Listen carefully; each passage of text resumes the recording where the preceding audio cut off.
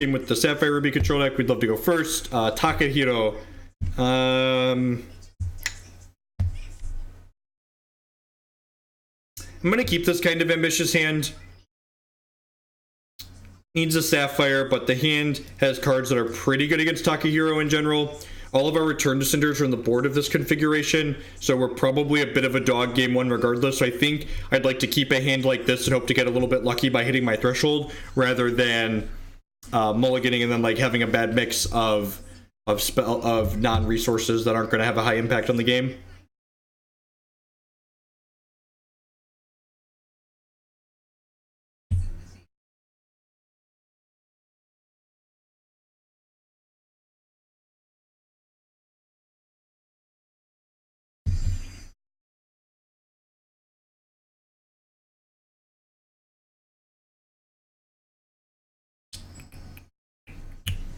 Ayotochi Coins. How many Sapphire in my deck? 15. We're 15 out of 54. Our odds aren't great. I feel like our odds aren't great game one in this matchup regardless, so I should be a touch speculative. Try to lean into that Hugo luck. And if we hit like a Ruby Shard next turn, we could cycle the second Ayotochi coin to have another shot at a Sapphire.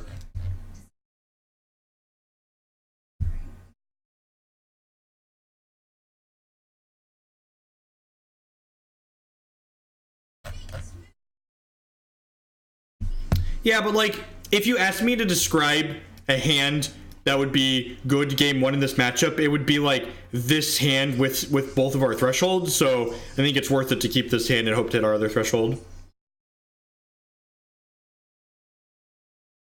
Yeah, I think so. Like, if you're... The answer to that question, Sargon, is if you're ahead on board, the answer is 100% yes. Basically, what you want to do with Brosi is if you have any board presence and your opponent has little or no board presence, just slam the Brosi. And now your board presence is even better because you have a 3/3 spell shield, and now your hands are at parity.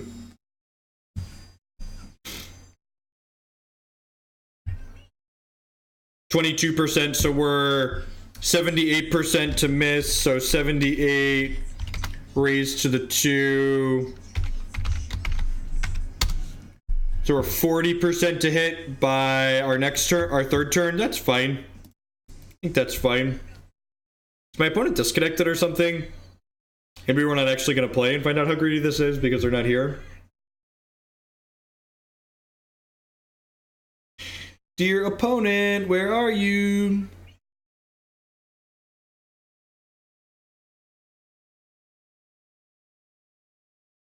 Well, like, again, the question you want to ask yourself is not only when you're making educated mulligans, the question is not only what are my odds to hit with this hand, but it's what are my odds to have a hand that's good in this matchup at 6. And like, I don't have a ton of high impact cards in this matchup until Return to Cinders get into my deck post reserves.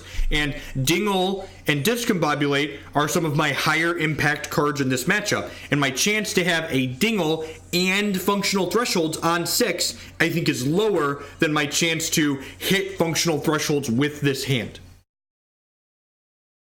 And I don't even necessarily need the Dingle immediately on 2 in a matchup like this. I just need it by 3, usually 3. 3 is a good line.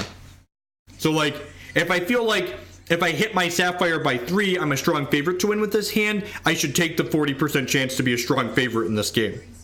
And like, that's how you want to think about mulligans. It's not just, can this hand hit? It's, what are the odds this hand hits versus the odds of another hand doing what I want. Like, if this was a control mirror, I'd throw this hand back because I just want to like make more resource drops and have functional thresholds. But because this is an aggressive deck, I'm going to have a smaller window to hit relevant things.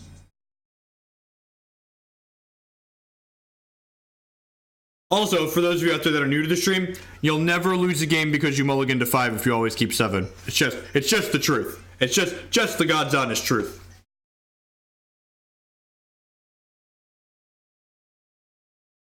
And by that, I mean, apparently we're not going to play this game where I kept the speculative hand because my opponent's timing out.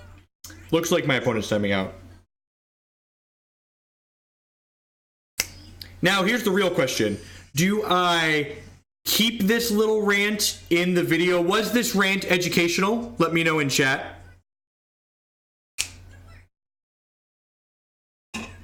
God, what a Hex player question right there. Do you need the respect for the aggro decks that you have, or can we be greedier? Can we inbreed this deck further? Can we take this deck that's already great against control? This deck is really good against the other control decks. And can we take it and inbreed it more? I need more inbreeding. Play the 4 Scars of War in your main deck. Play the 4. It's fine, okay? Trust me when I say it's fine. Pija, I missed the rant, so keep it in the video with the 5-month 3 subscription. Thank you, and welcome back. We'll leave it in the video. We're talking about some general mulligan theory and just how your odds of hitting with a hand are not the only thing you have to consider when you're mulliganing. So Candlelight's kind of our control finisher of sorts. It's a 6-cost quick action that deals 6 damage to a champion or troop and then makes Illuminate 1 to all of the cards.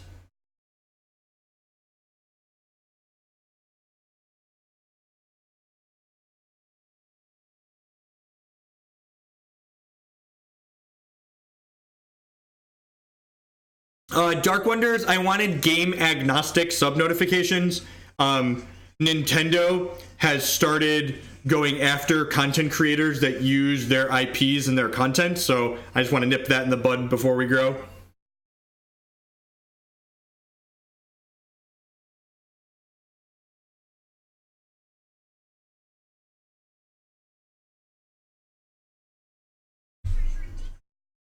Oh, Burgle certainly wouldn't have kept that hand, but he's not nearly as smart nor thin as I am. This hand's great. Burgle would keep this hand.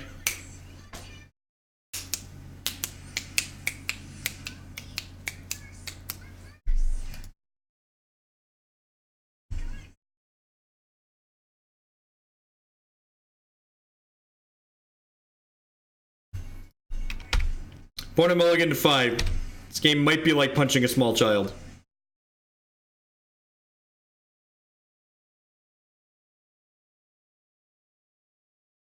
Put a non-resource on top here. Scars of War is great. Just play 4 of them. It's fine. Like, against Sapphire Diamond, it kills Silver Talon Adjudicators. Against Blood, it kills Vampire Princes, and it kills Vampire Queen's children. Like, it's fine. Just play 4 of them. So here's a deck building theory thing for the people. What is in chat here saying you should go max greed in this format? Here's a small argument for being slightly less greedy in this format. The decks that you're encouraging people to metagame against and like make their main decks better against, they don't give you a chance. You don't get a chance to be, what's the word I'm searching for? You don't get a chance to stumble against the aggressive decks. You need your Scars of War by 4 against the aggressive decks. Whereas in a control matchup, the games are longer and slower, right? So you have more time to draw through a couple of crappy cards and leverage play skill in a matchup like that, as opposed to in an aggressive matchup where you just like need to have your cards on time.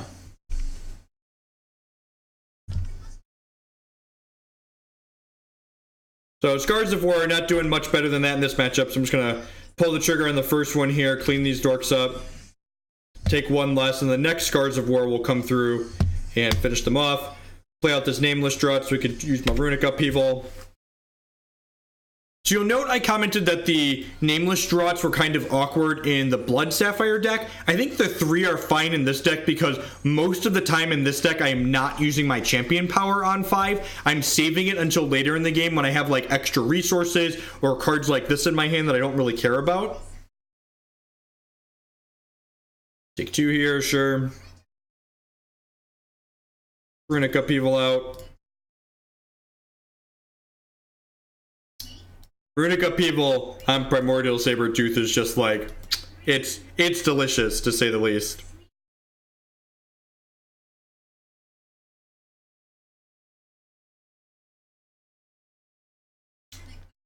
Alright, so I think I'm playing this out and putting a non-resource on top of my deck here, and then I'm actually just gonna ditch this drop shard. I don't really have a reason to play it out. I'm gonna hold on to this Sabretooth for now. Theorize is a fine card. I don't think anyone has said that Theorize isn't a fine card. I guess, has anyone been in chat shitting on Theorize? Is there any budget card you could put in the spot of Scars of War? No, Scars of War has a unique effect.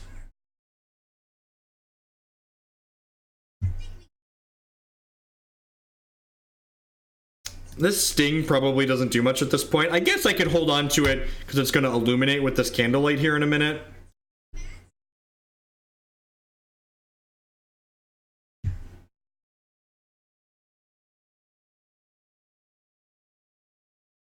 You're allowed to have opinions because you have a subscriber icon, Klutz. Everyone else that's been here knows that opinions cost money. Alright, control deck.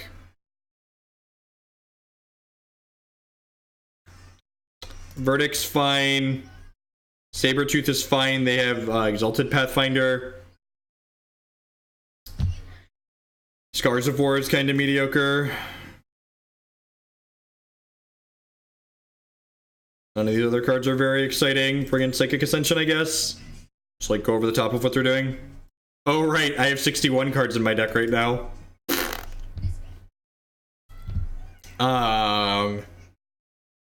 Yeah, Wildlife is fine.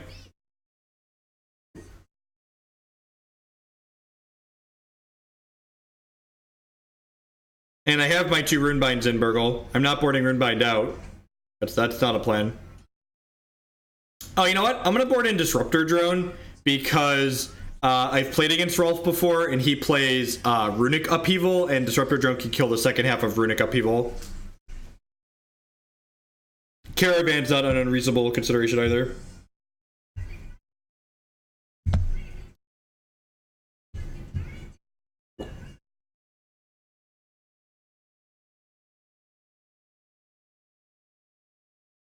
Yeah, the drops are there to generate value with our champion power later in the game. They insulate you against things like Demented Whispers and Cockatrice against the blood decks. Our champion power is just not something that we need early. Most times, like if you watch the games where I've been streaming this deck and games I played off stream too, follow this pattern as well, I'm usually not activating my champion power until like the 8th, 9th, and 10th turn most games. So if I'm not needing my champion power early like that, there's no reason not to just like insulate myself a little bit. Play this out, grab a ruby. You want to make sure you get your first 4 shard drops every game with this deck. That's the goal.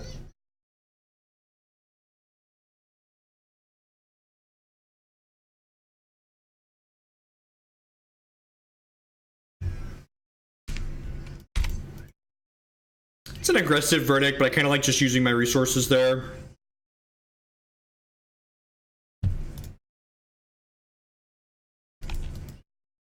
Prevents them from going like Pathfinder into double shard next turn. Slow shard kinda sucks because I can't hold up Discombobulate and still play a 4-drop next turn, but I think this is fine.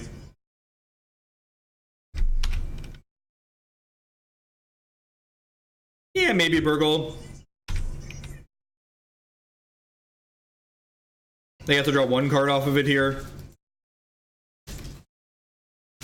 Guess I really don't care about a palm. Yeah, I like that suggestion.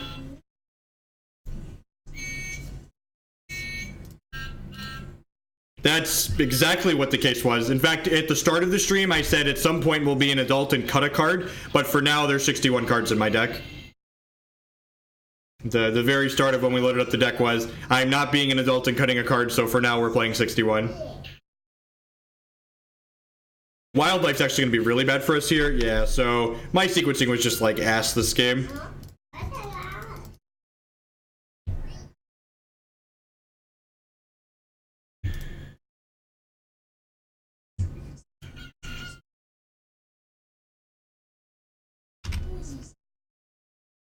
That sequencing worked out exactly how I wanted it to. Hit this now. Trigger this. Sure. Burgle's correct that my sequencing was very bad this game. I should have played the slow shard so we could discombobulate that, and then we would have had verdict for the wildlife. I mean, the actual answer is just like, these ladder matches are essentially casual matches of Hex, and just like, I don't have a good cut right now, so like, it actually doesn't matter if I cut anything, is what it comes down to.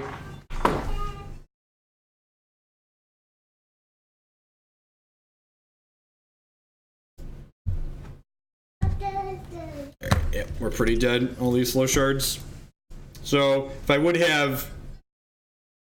No, it was a very important detail. And like this is a deck that's all about gaining small edges, because what we're doing isn't objectively powerful. So this deck is about grinding out these little pieces, and that sequencing is important. Like, that game is really easy to write off looking at it as, oh, I just didn't have the right answers and I lost because my opponent's draw was good. But the reality of the situation is that I fucked up, and I died because I fucked up.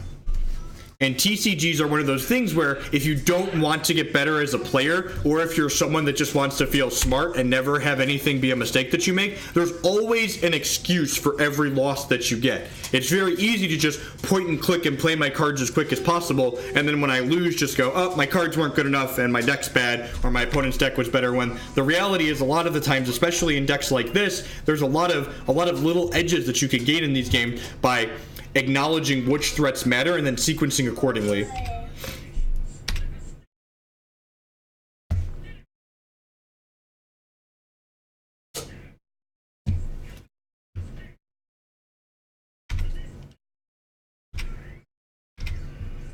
That being said, if they Palm of Granite next turn, we are 10 out of 10 Stifling Stinging them, just...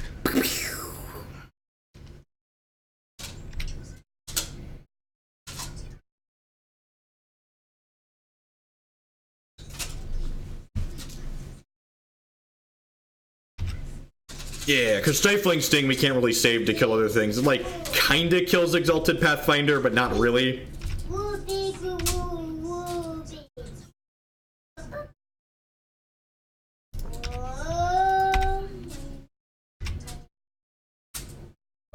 It's possible I was greedy by not Fate Weaving a resource on one, but I think in hands where I'm guaranteed for resources, I'm fine doing that. And this one, I'm just going to let resolve because I want this Runic Riddles to find me a shard for next turn.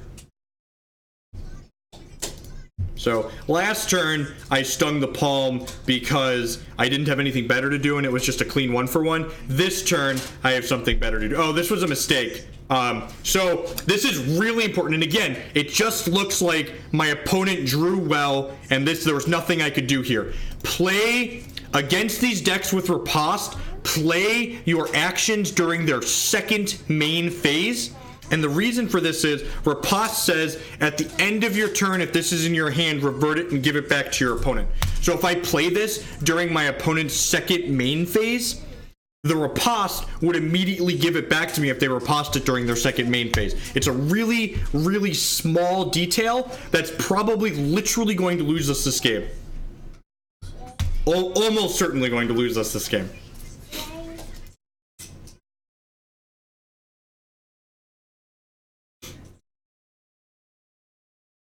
Now I missed a shard drop.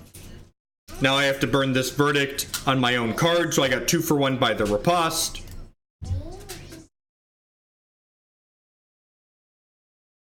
And if I would have just played it with the correct timing, it doesn't matter. Experience. Experience is the answer. So the actual answer is, the question you have to ask yourself is, what does my opponent play to punish me by me Runic Riddlings during their second main phase there? And the answer with 2 resources is they don't really have anything that could punish me for sequencing in a more optimal manner to play around their thing. So if they don't have anything that could punish me, I should just take the line and play around their thing. No, the correct answer is to play it during their second main phase. But yeah, you could play it in response to Palm.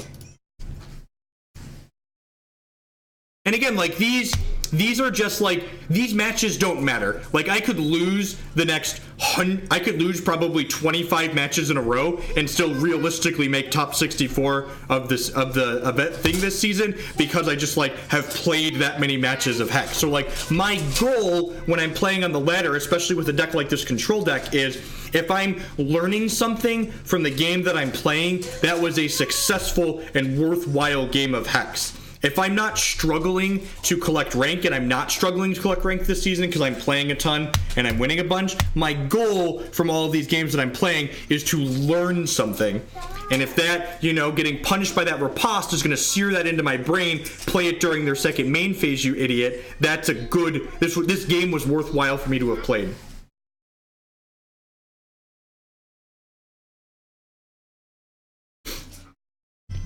Hopefully we hit a non-slow shard here and we can kill this Eternal Seeker with Candlelight. If we brick on a non-slow shard on our draw step, I'm probably going to Champ Power. I'm gonna Champ Power. That's really unfortunate. Alright, well, we'll do that. And then we'll play this slow shard. You built a house? Do you want to show the internet your house? Can we show the internet your house? Look, there's Declan in his house. Can you show them? Say, this is my house. Look how happy he is. Isn't that a great house? You did a good job. You did a good job.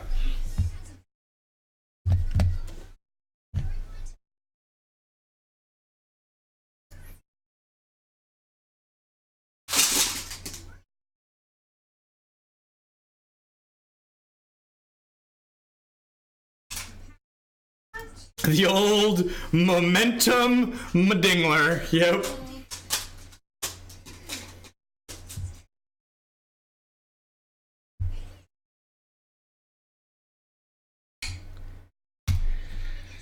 Oh, it's kind of unfortunate. That's a 9/9.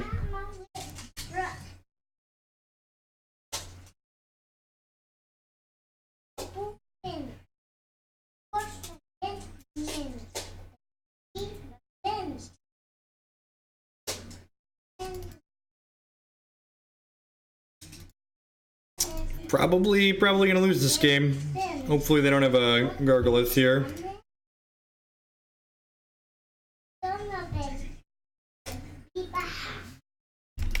Alright.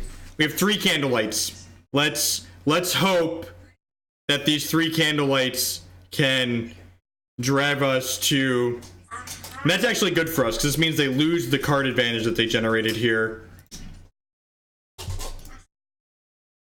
They probably have another Sabretooth here.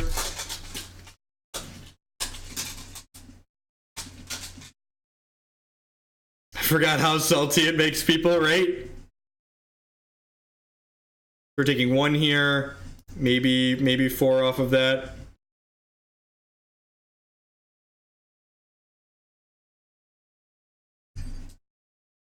Alright, let's pass the turn here. So again, Candlelight in addition, this is the main win condition in this deck for those that haven't seen this deck before.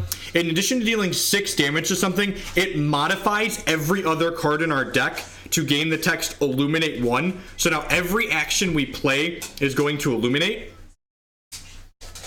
This is a little risky passing to my opponent here because they could potentially riposte us this turn.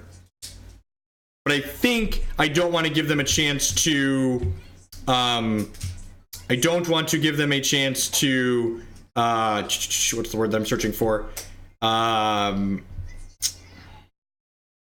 This feels like a riposte, which feels bad. Am I dead if they riposte this? I might be dead if they riposte this.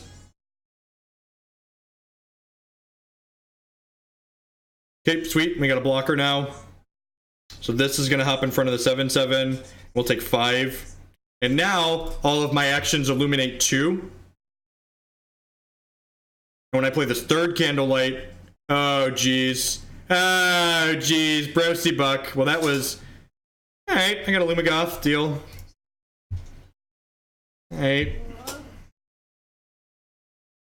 That was their best possible draw. Alright, Runic Upheaval's not bad.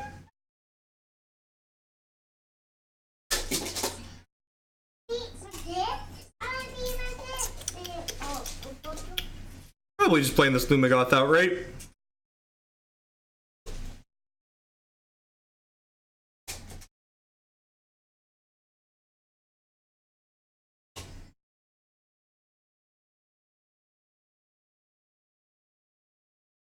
Well, that was terrible. That's much worse than having a candle. Why did I play that card? I should have just left that one in my hand.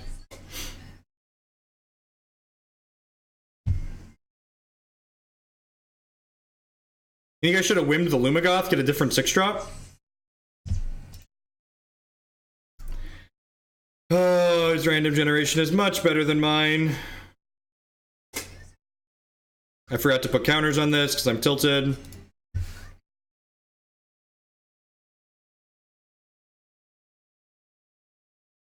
I think I just wasn't supposed to play it. I thought this made it, I thought this made it into a bigger thing. I thought I was gonna get a 2-drop out of there. I generated a fucking Bolt Wing.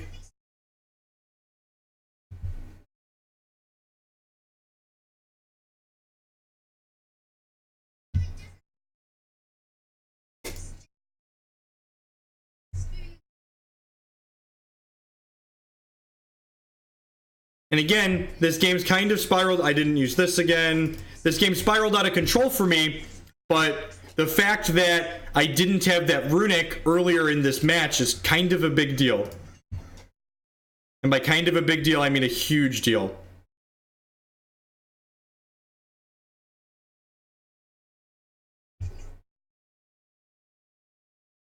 Sweet.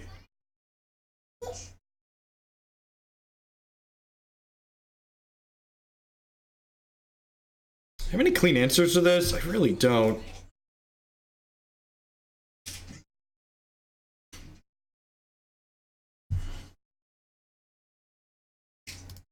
I want to buy Clash of Steel, right?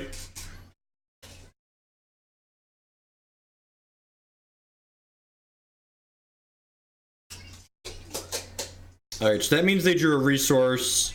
We're 10 out of 10 verdicting this and killing this Dingler that's got a huge amount of momentum.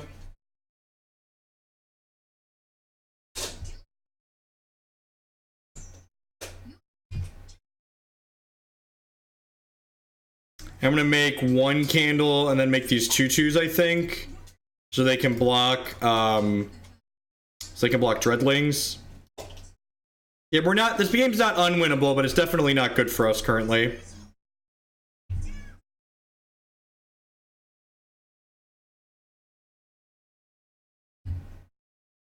Maybe I should have just made a 1/1.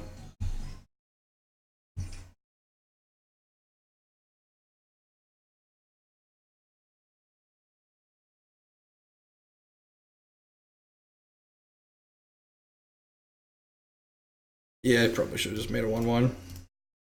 This is gonna be taking 4, 5, 6. 4, 5, 6. There, yep. I'm gonna go to 1 here. Oh, I forgot to do this! Fuck!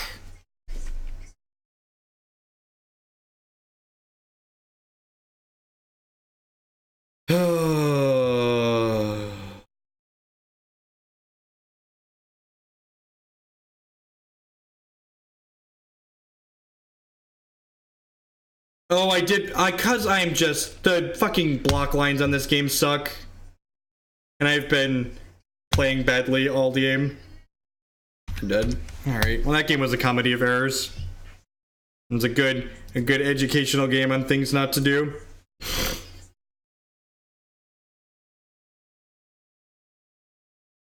Why'd you do the thing that's fucking stupid? Because I didn't notice what I was doing, chat. I didn't notice what I was doing. This is a miserable deck to stream with because my win rate is terrible. This has been a good reminder of why streaming makes me look like a shitty TCG player. Is there's so much going on between chat and like trying to talk about what I'm doing while I do it. It's just so much easier to make the little mistakes that just like don't happen.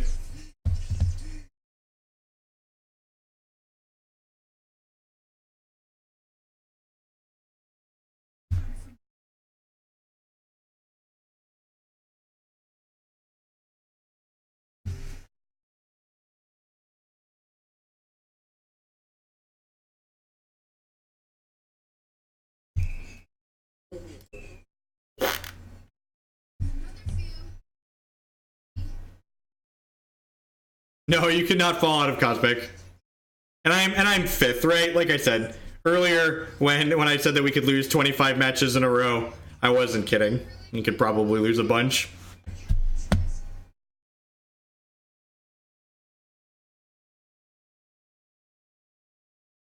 That's why whenever people like crap on people that are like new streamers, it's just like you have no idea. Like I do this 25 hours a week, and my play goes down 20 to 30, maybe even 50% with decks that have a lot going on when I talk about what I'm doing.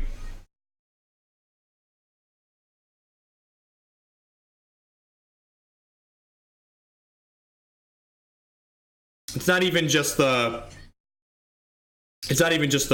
talking about what you're doing. Like I'm trying to read a chat too and respond to questions, so it's just like 4 different things. The ladder resets every at the beginning of every odd month. The end of every even month it runs out.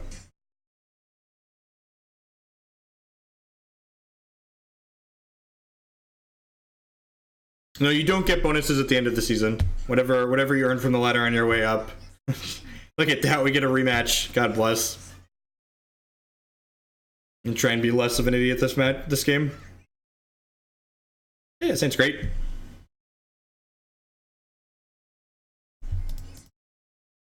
To guarantee our third shard drop here. And if we find our way to our fourth, I get to play these Runics.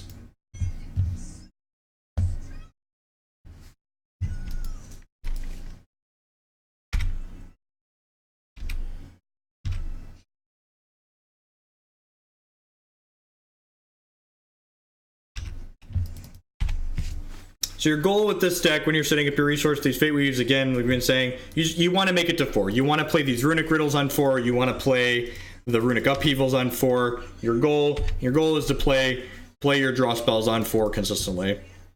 I think I'm going to go ahead and play this Ruby Shard here. There's a non-zero chance my opponent could play a Exalted Pathfinder next turn, and I would 10 out of 10 like to Dingle an Exalted Pathfinder next turn.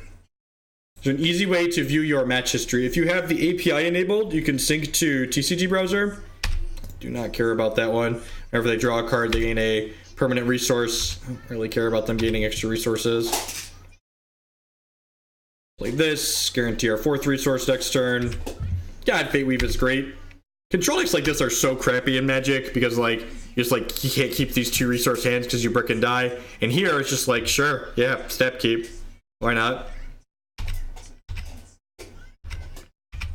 Non-slow shard, please. Tilt. Alright, well, guarantees us our 5th at least. Just keep playing shards and shards. Again, just hoping to Candlelight on 6. I don't care about that one. You have all the thresholds, bud. I guess we don't actually have an answer to Wildlife in our current hand, do we?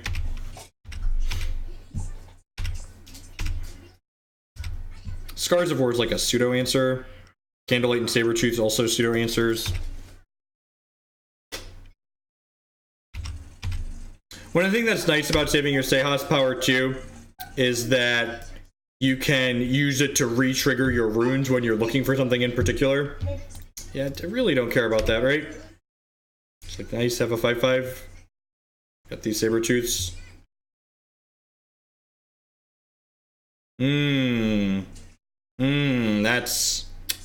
That's decent. Okay. Did I make a boo-boo here? Now if I had a shard, I can Candlelight this.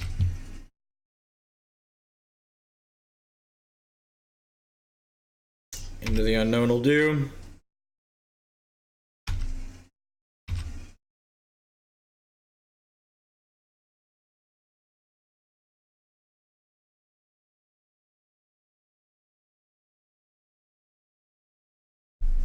recast this, take the Stifling Sting. Now, do I want to Candlelight this, or do I want to Into the Unknown? And I think I just want to Candlelight it, right? Just, like, get my stuff going.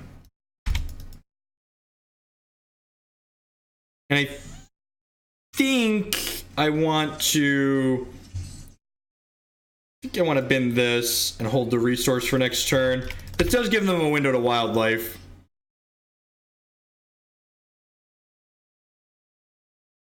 Yep.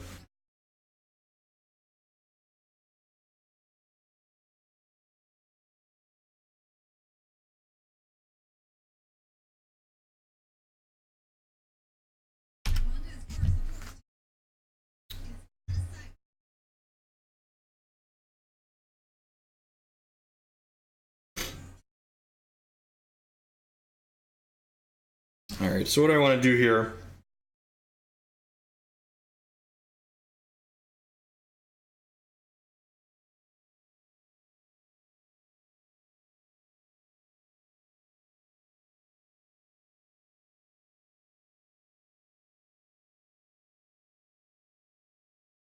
So I've got 6, 10, 15, 16, 17, 18, 19, 20, 21. I can technically take a hit here.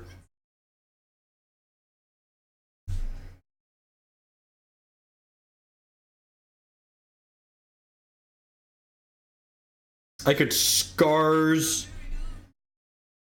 plus Sabretooth this. That's probably best. And like I have Dingle plus Verdict up still.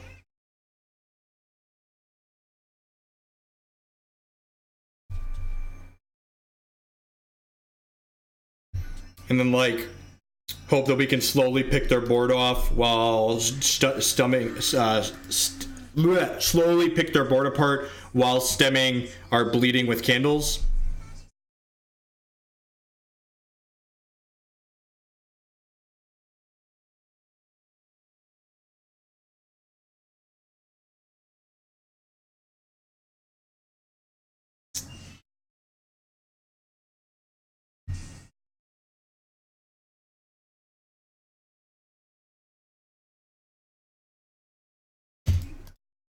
We're taking a pretty big hit here. 6, 10, 15, 18. It's possible I should have verdicted that Cinder, but like I can't have them resolve another wildlife.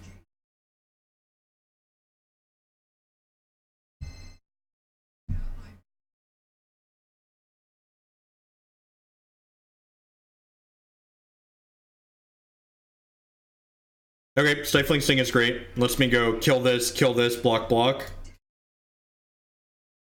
Second Scars would have been sweet.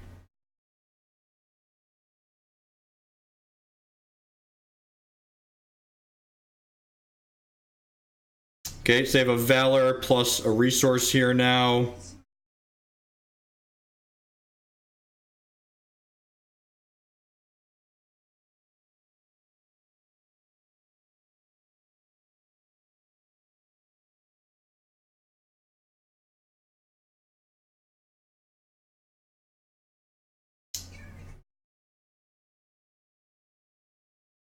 So they have a resource and a Valor right now. Okay, so that means we're not dead. You can sting a wildlife for 1.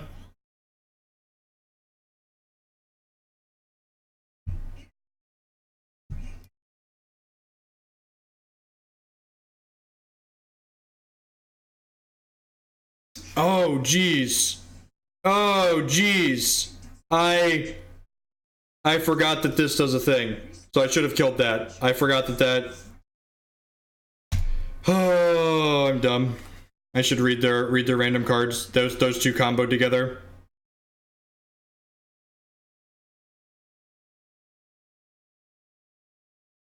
Now they have another troop I have to deal with. We were actually going to stabilize this game and then just punted that. Fuck.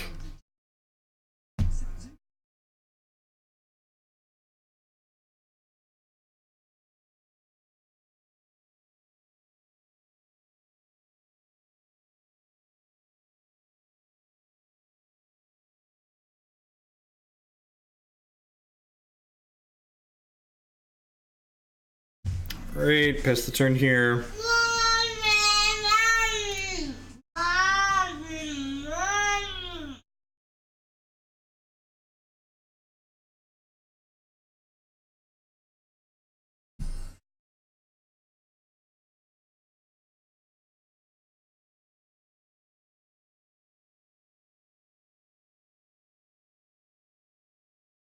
Scars is kind of appealing. Yeah, I'm gonna take the Scars. It's actually gonna let me finish off this guy, right? This is gonna make a candle, and then I get to go block here. And then this will have 2 points of health left. Oh, this is gonna get to kill one of my things when it dies, right? So I killed the wrong thing last turn. Yep. Nope, that's not for you, bud.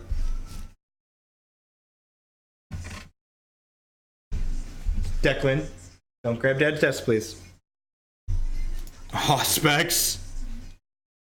Ew. Okay, sweet. They don't have an action. It's good for us.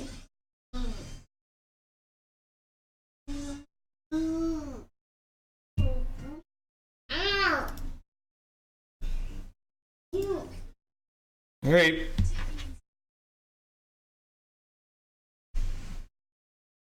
We've kind of stabilized, huh? I don't want to count our chickens, but I believe we have hit stabilization in spite of myself.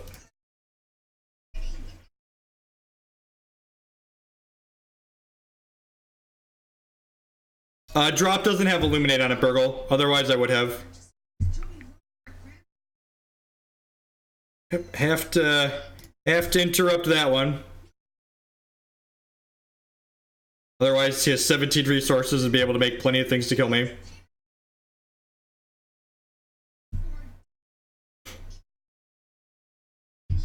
This is not game one, so I don't have to worry about playing around. It's not game post board, so I don't have to worry about playing around riposte.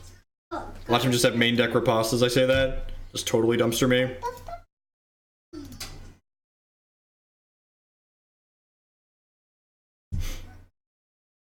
Now this has Illuminate on it.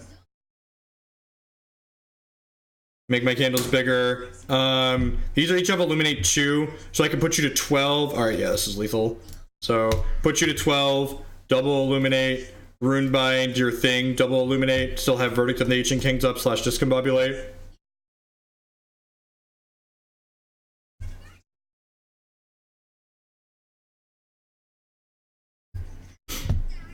Extra Verdict, extra Tooth.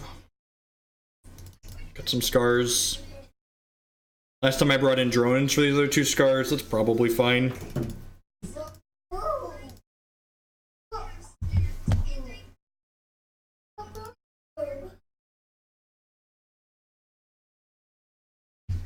And again, that's one of the reasons why I really like this as a control deck, because when you're ready to win the game, you turn and win the game very quickly.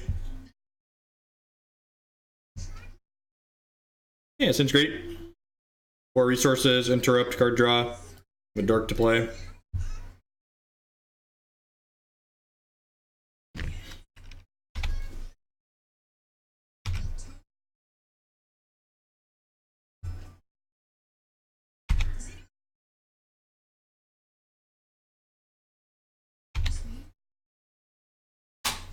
It's a good slow start from them.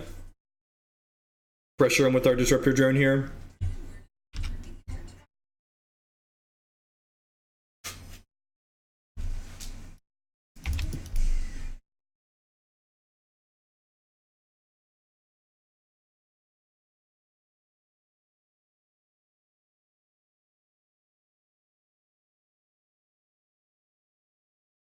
Sure.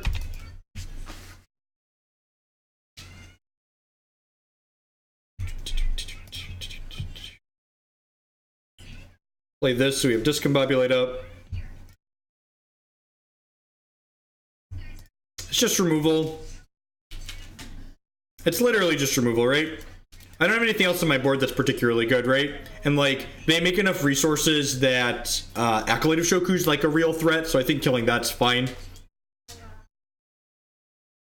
Hitting wildlife isn't real. Yeah, I'm gonna interrupt this. Like we just commented, this doesn't actually interrupt a ton, and like, they probably don't have anything else going on. This is really important to them. They could riposte my Sting here, but they're not gonna be able to replay the Sting before it comes back to my hand, so then we just get like a 1 for 0. Yeah, I think I'm playing this for the rest of the day. Yeah, sure. Okay, so they really want those resources. And again, because they can't actually play this thing out, this thing's gonna come back to my hand here during their end step.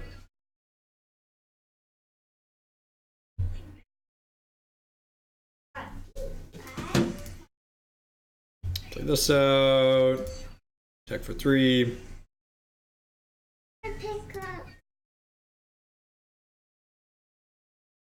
You want a snack, Declan? You want a snack?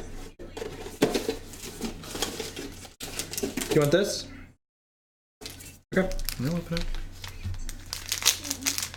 Yeah, this 3-1, he's, you know, I mean, they certainly don't have removal in their deck, right? They have, like, Sabretooth. That's probably it.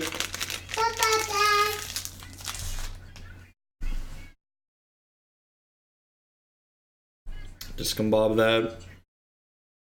Ooh, the Buffalo. Ooh, do do do do do do beep beep beep beep beep beep beep beep beep beep beep beep beep beep. Alright, so we don't actually have anything. We don't actually have any interrupts here, which is kind of scary.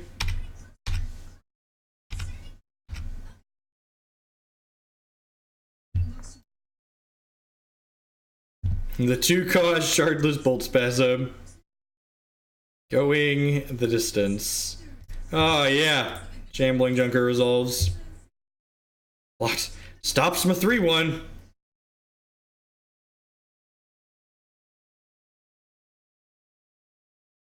Huh. So, do I want a Runic Upheaval here, or do I want to guaranteed kill this with Sting? I think I'd prefer to guaranteed kill this with Sting. That's so close. Yeah, I'm just gonna kill this with Sting. This card does actually generate enough things to kill us eventually.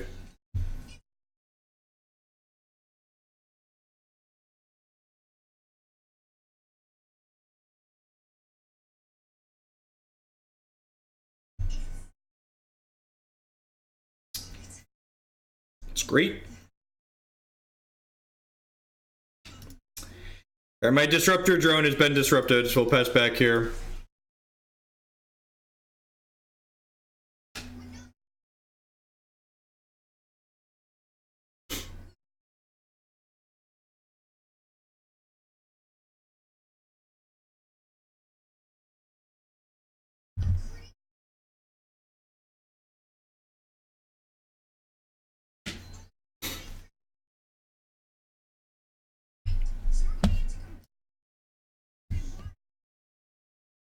Alright, we could hit a Runebind here. It's not a Runebind. Alright.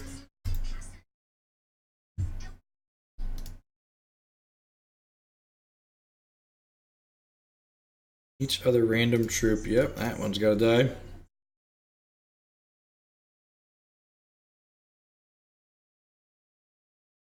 A little bit late there, Discombobulate. Put a resource on top of my deck so this triggers next turn. Just gonna go ahead and Candlelight this. And then hopefully we don't get dumpstered next turn. Timothy's gonna generate them some value, but that's scarier, I think. I think all those things becoming 6-drops is worse for us than Timothy giving them a copy of one thing in their hand.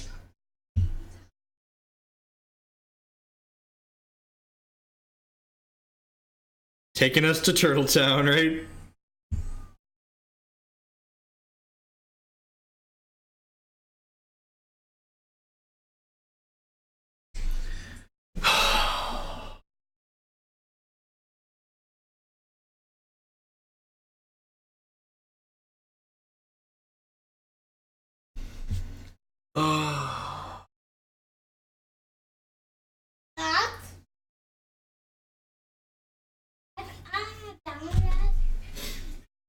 Yeah, of course you got a constructed playable card off your Brocy.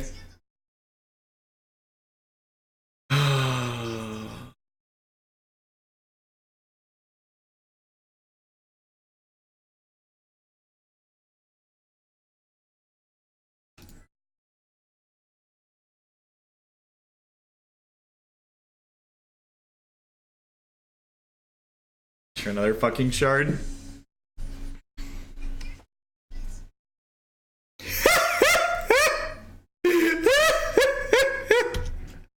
Some games you're just not meant to win. Some games you're just not meant to win. Alright.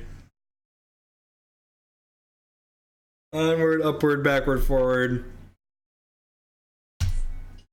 Let's try again, shall we?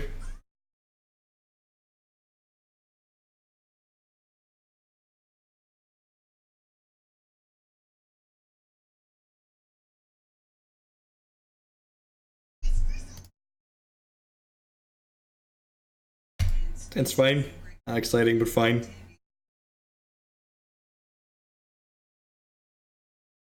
So Brosy's a beating. We knew that. Gotta be more conscious of him.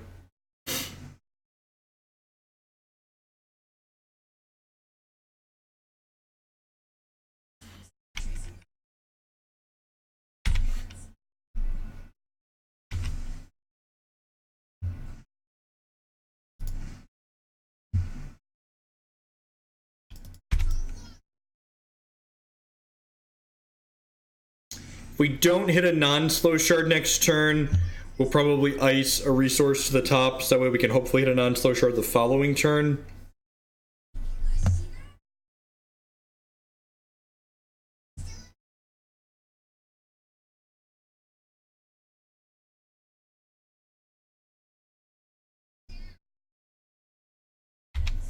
He's dead, Jim. You've slain my drone. He's no longer disruptive. They don't give us something to verdict. I'm probably going to cycle this because, like, I just stacked a shard on top and this can stack another shard, so cycling this seems fine.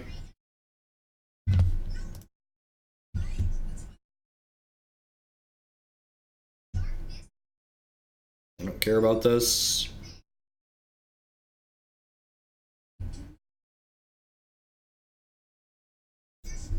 Yeah, a lot of their cards seem fine. Like, I don't know why they're playing the... What's the word I'm searching for? The card that lets them, like, get a resource every time they draw a card. That card seems pretty terrible, but, like, the rest of the cards they're playing are, like, seem pretty fine. Like, Exalted, it's another Exalted Pathfinder deck, right? Like, Pathfinder's just, like, a really strong card. Yeah, Burgle with the nail on the head as usual. Per usual. Alright, buck me.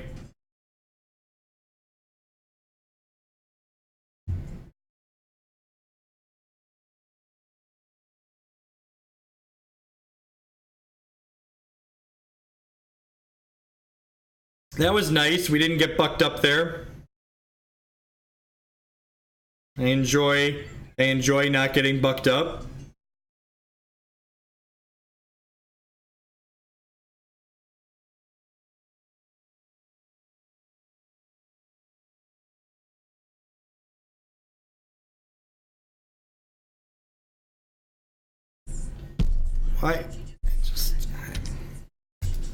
I'm done for the day.